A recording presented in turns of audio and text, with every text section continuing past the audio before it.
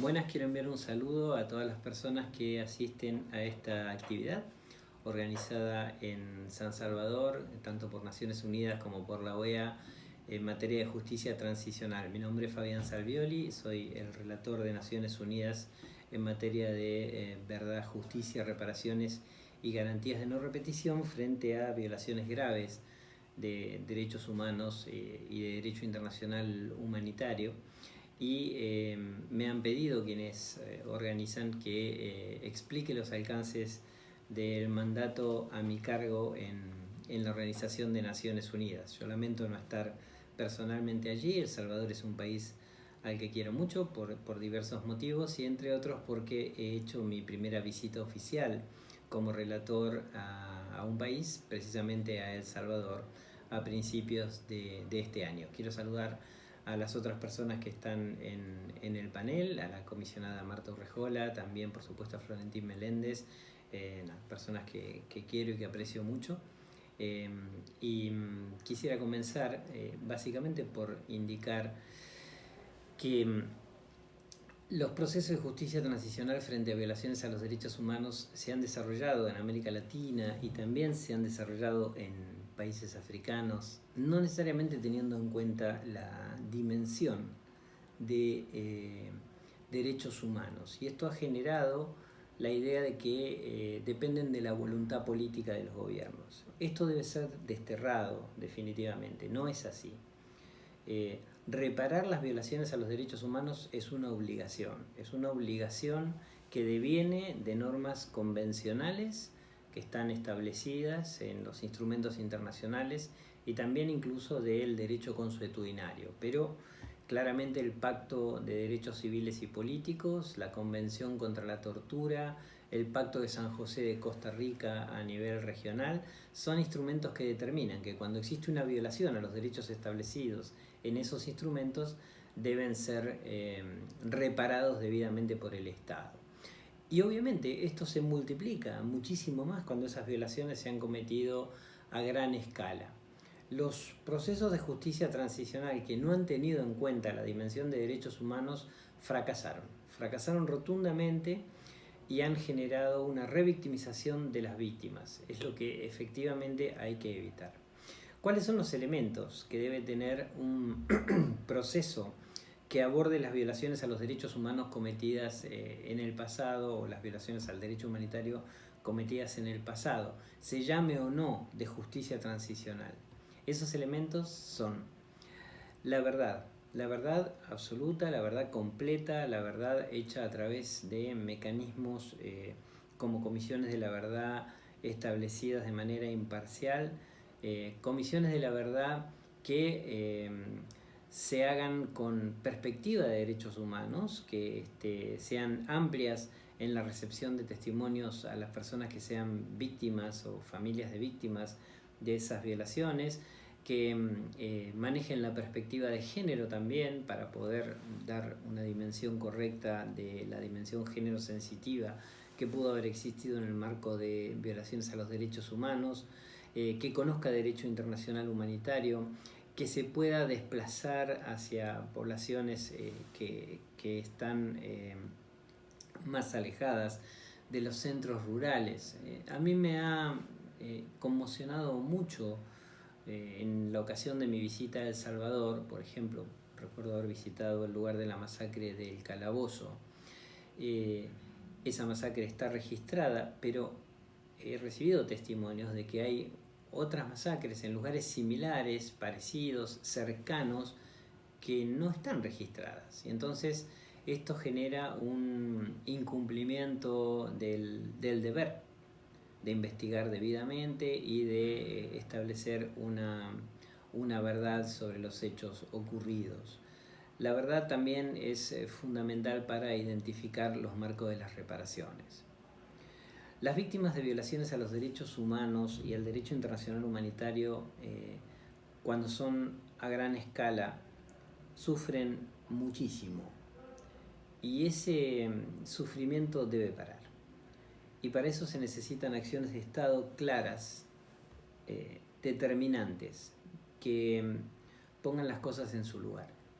No es lógico que el Estado niegue los hechos, no es lógico que el Estado revictimice a las víctimas, como pasa en distintos lugares del mundo.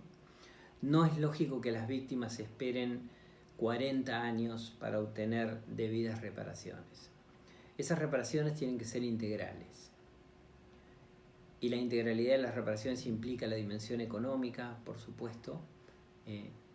Tampoco resulta muy lógico tener que justificar por qué alguien que ha sufrido una violación de derechos humanos a larga escala deba ser reparado económicamente, cuando aceptamos eso para alguien que ha sido víctima de un choque de coches. Se supone que a mayor daño, mayor reparación. Y no es ético que se señale a las víctimas como personas que quieren obtener dinero. Deben ser reparadas como debe ser reparada cualquier persona que sufre un daño. Y además las víctimas siempre hubiesen preferido no haber sufrido las violaciones a los derechos humanos que han sufrido. Deben recibir, por supuesto, todas las medidas de rehabilitación. Las medidas de rehabilitación médicas, psicológicas, psiquiátricas, que les alcancen debidamente para poder recuperarse y para poder insertarse definitivamente en la vida social con la menor cantidad de secuelas posibles por las violaciones recibidas. Deben recibir las disculpas de parte del Estado, disculpas que deben pronunciarse públicamente, y todo el Estado debe estar alineado en ese pedido de disculpas. No resulta lógico que una parte del Estado pida disculpas y otra parte del Estado no pida disculpas. Y por supuesto, deben procederse a las medidas de garantías de no repetición, a lo que me voy a referir en un rato. Entonces, además de la verdad y la reparación debida a las víctimas, también es fundamental el hacer justicia. El hacer justicia implica juzgar y, por supuesto, condenar, y condenar con la gravedad que ameritan las violaciones cometidas. Las violaciones a los derechos humanos graves, como la tortura, la desaparición forzada, las ejecuciones extrajudiciales, son hechos jurídicos de una enorme gravedad y que no pueden ser penados de manera menos graves que otros hechos que no lesionan bienes tan importantes como la vida o la integridad. Cuando hay penas muy bajas para violaciones graves de derechos humanos, en realidad lo que se está haciendo es maquillando una situación de impunidad que no es aceptable. La comunidad internacional ya determinó que los crímenes contra la humanidad, los crímenes de guerra o hechos de genocidio no pueden quedar en la impunidad. Y es un paradigma ya adquirido hace más de 2 décadas por el derecho internacional al que todos los estados se deben adecuar. Además, estos crímenes son imprescriptibles. No corre la prescripción por la gravedad que esos crímenes tienen y además porque algunos de ellos son de naturaleza continua, como la desaparición forzada de personas. Entonces, el juzgamiento y la condena de esas graves violaciones de derechos sistemáticas de derechos humanos o graves al derecho internacional humanitario deben realizarse adecuadamente en el Estado para poder cumplir con las obligaciones que derivan de los estándares actuales en materias de lucha contra la impunidad. No hacerlo igualmente revictimiza a las víctimas y también da la sensación a la sociedad de que hechos de tamaña magnitud pueden ser perdonados, lo cual no es aceptable, al menos en lo que tiene que ver con el perdón de parte del Estado. El Estado debe juzgar y condenar efectivamente a las personas que resulten responsables. Por supuesto, en juicios que respeten todas las garantías establecidas. En este marco tampoco son aceptables las leyes de impunidad.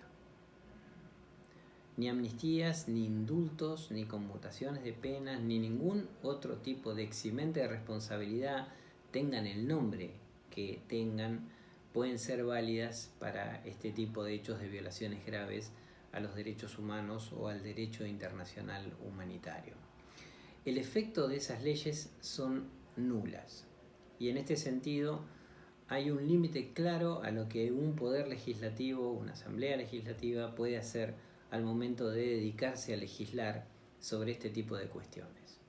No es factible, reitero, establecer eximentes de responsabilidad o amnistías o eximentes de pena para quienes han cometido violaciones graves, graves sistemáticas de derechos humanos o al derecho internacional humanitario.